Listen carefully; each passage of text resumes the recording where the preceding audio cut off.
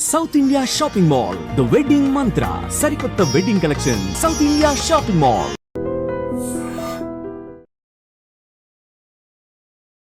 ఇప్పుడు నేను మలయాళం మానేసిన కారణం కూడా నాతో కూడా వచ్చేదానికి ఎవరు లేరని. లేకపోతే ఇప్పుడు కూడా నాకు మలయాళం ఆఫర్స్ ఉన్నాయి, రమ్మంటున్నారు. కానీ అంత దూరం వెళ్ళి ఇక్కడే ఉన్నప్పుడు అప్పుడైతే కథలు బాగుండేది. హీరోయిన్ అన్నప్పుడు మనకి ఆ ఇంపాక్ట్ ఆ ఎనర్జీ లెవెల్స్ వేరేగా ఉండేవి అప్పుడు.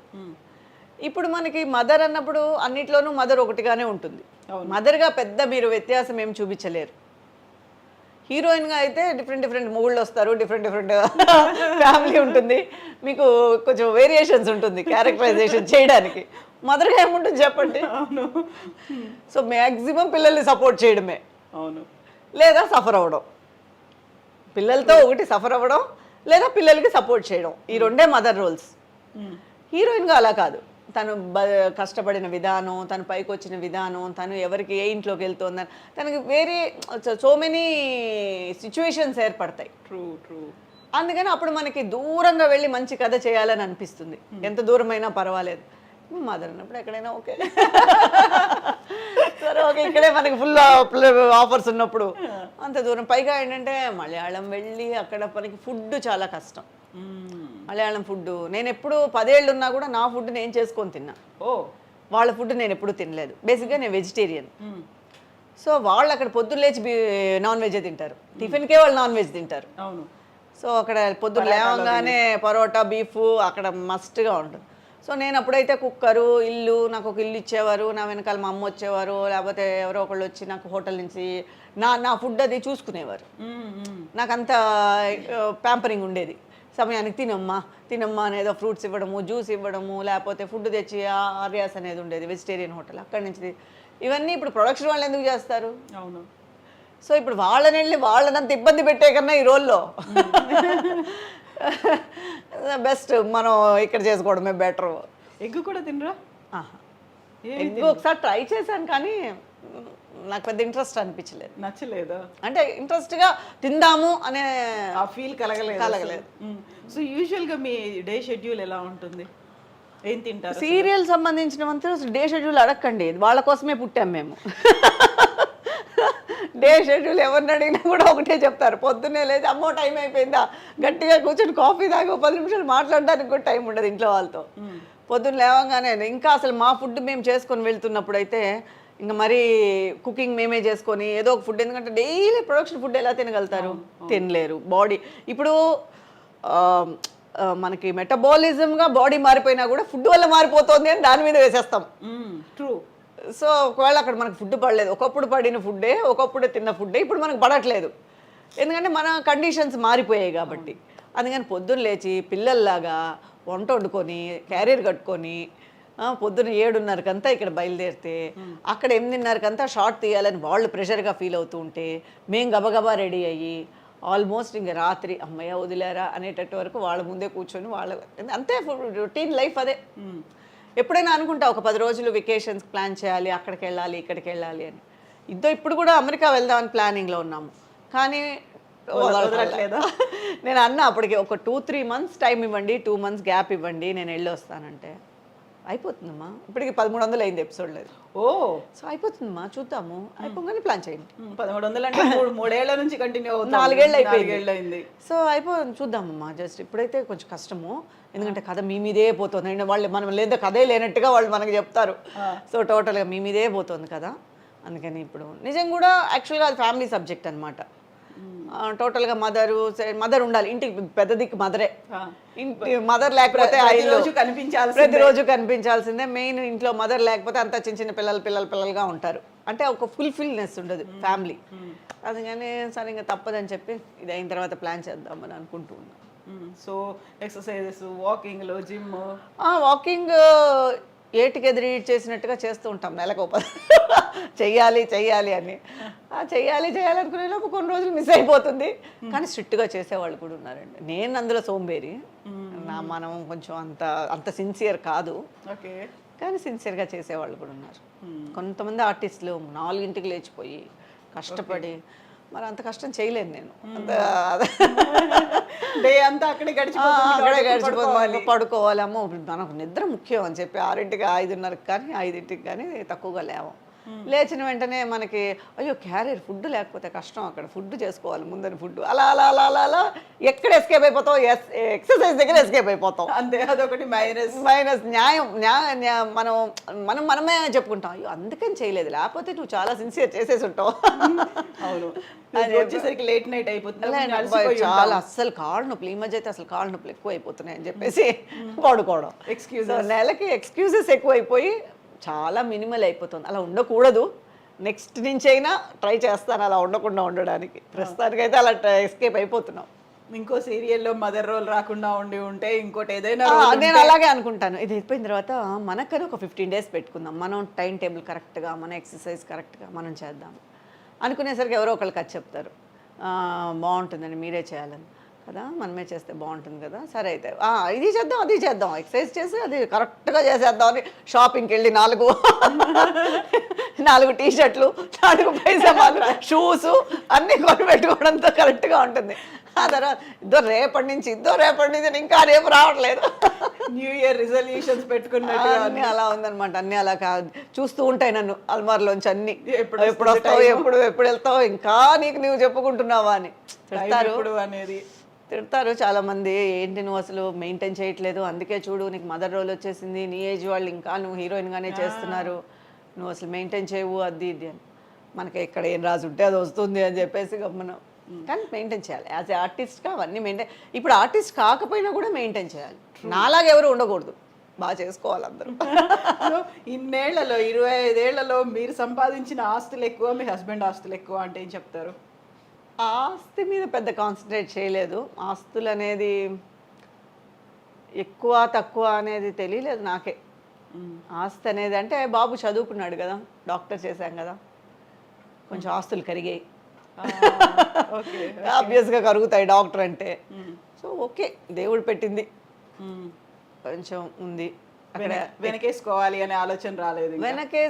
అంటే వెనకేసుకున్నది తక్కువనే చెప్పాలి, ఖర్చు పెట్టింది ఎక్కువ. ఓకే, పెద్దగా వెనకేసేసుకొని పెద్దగా కోట్లు సంపాదించేసింది కాదు, కానీ okay, not bad, not dependent. Okay okay. So యూజువల్గా మీనా కుమారి గారు అనగానే నటి సౌందర్య, సహజ నటి, అలాగే అందంగా ఉంటారు, మీలాగే ఎక్స్పోజింగ్, మిగతా వాటన్నిటికీ నో నో నో నో అని చెప్పినటువంటి తనని రీప్లేస్ చేస్తారు అనేటువంటి ఒక ఫీల్ కూడా కనిపించింది కదా. అవునండి, నాకు సౌందర్య గారు అంటే ఎందుకంటే జయమన్న దేరాలో ఆవిడే హీరోయిన్. నాకు కాంబినేషన్ రాలేదు కానీ మేము సెట్లో కలిసాం, తర్వాత ఫంక్షన్లో కలిసాం. 175 days ఫంక్షన్ జరిగింది తిరుపతిలో, అప్పుడు కలిసాం. నాకు ఆవిడంటే చాలా ఇష్టం. అంటే ఎంత నిజంగా మనం అనుకున్నట్టు మన లైఫ్ కుదరడం అనేది ఎంత కష్టమైన విషయం అది ఈ ఫీల్డ్లో. అలా ఒక హీరోయిన్గా ఒక వెలుగు వెలిగారు అంటే నిజంగా ఆవిడ పోయినప్పుడు నాకు చాలా బాధేసింది. నేను అప్పుడు ఏవిఎం షూట్లో ఉన్నాను, అసలు నమ్మలేదు. లిటరల్గా ఏదో ఒక అక్కనో లేకపోతే ఎవరో క్లోజ్ ఇంట్లో వాళ్ళని కోల్పోయినట్టుగా కళ్ళలోంచి అలా ఆటోమేటిక్గా బాధ వచ్చేస్తూనే ఉండింది. ఇప్పుడు కూడా అసలు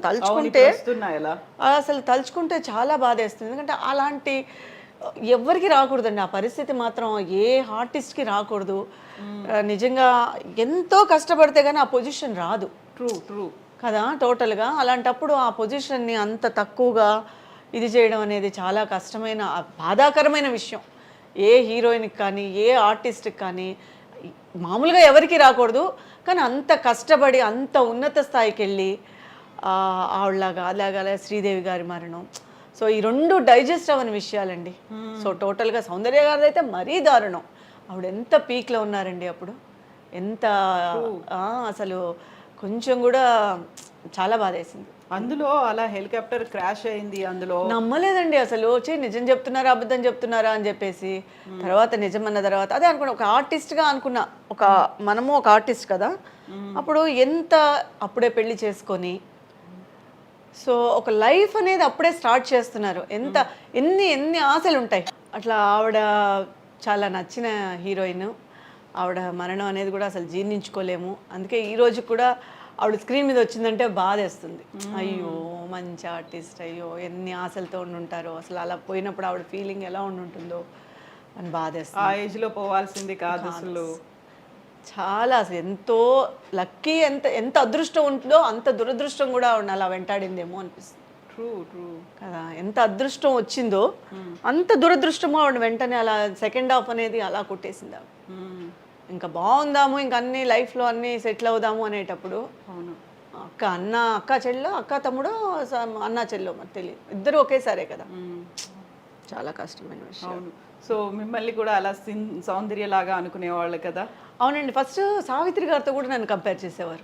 నాకు చాలా ఆనందం వేసేది. నటన ఉందో లేదో నాకు తెలియదు కానీ ఆ రోల్స్, ఫ్యామిలీ రోల్స్ నేను చేసేటప్పుడు కూడా చాలామంది నన్ను తమిళ్లో కూడా సావిత్రి గారితో కంపేర్ చేసి, నీకు అలాంటి రోల్స్ వస్తాయి, నువ్వు అంత బాగా చేసావంటే అలా ఉంటావు, నువ్వు అలా కొంచెం ఫిజిక్ కూడా నీది అలాగే ఉంటుంది, బొద్దుగా ఉంటారు అలా అనేవారు. తర్వాత సౌందర్య గారు కూడా అలాంటి రోల్స్ చేసేటప్పుడు డెఫినెట్గా అవన్నీ ఒక ప్లస్ పాయింట్సే కదా మనకి. మంచి ఒక పాజిటివ్ వైబ్స్. సో టోటల్గా అవి చెప్పేటప్పుడు మనకి మనం ఏదో సక్సెస్ అయిపోయాము అన్న ఫీల్ కలిగిస్తూ ఉంటుంది లైఫ్కి. అండ్ మీనా కుమారి గారు ఎంత యాక్టింగ్ ఎలా చేస్తారో అంతే బాగా. ఒక్క నిమిషం, నాకు నిజంగానే ఆవిడ గురించి తలుచుకుంటే బాధ వస్తుంది. అవును అవును. అసలు టోటల్గా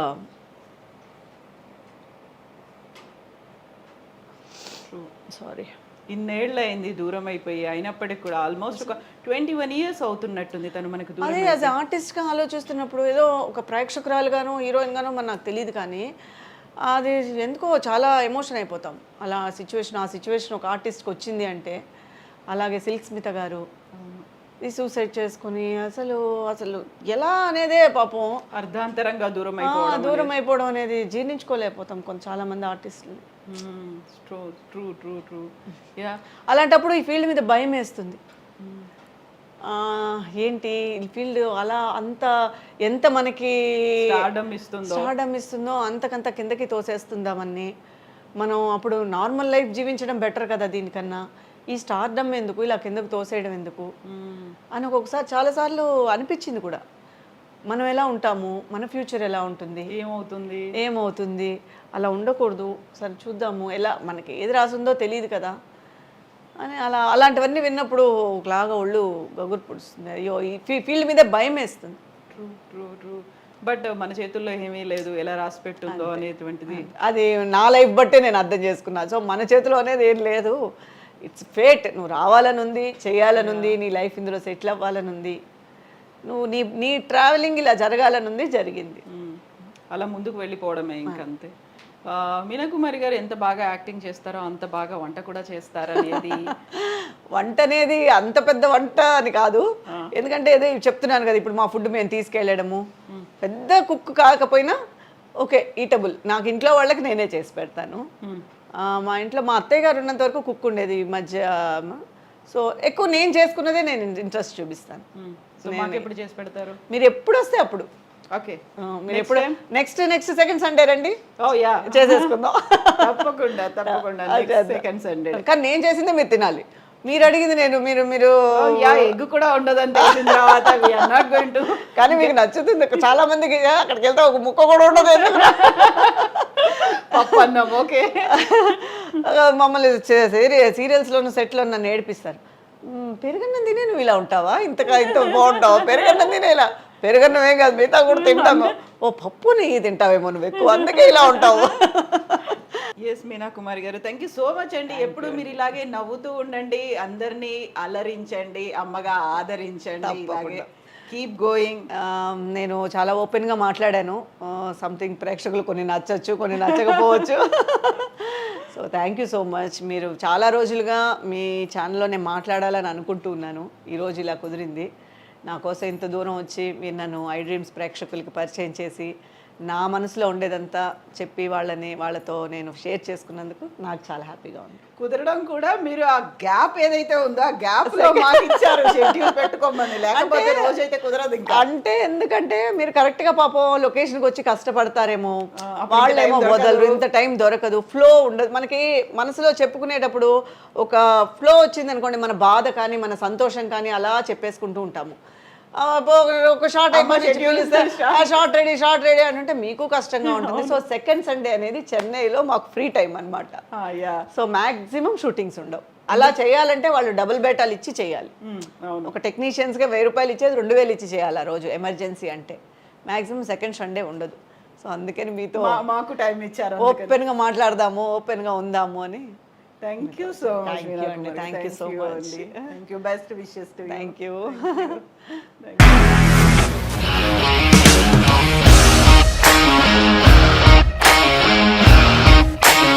ఇండస్ట్రీలో కమిట్మెంట్ ఇష్యూస్ వస్తే నీకు కూడా వచ్చినట్టు? మార్నింగ్ తీసుకెళ్ళాడంటే కొట్టి పడేస్తాడు.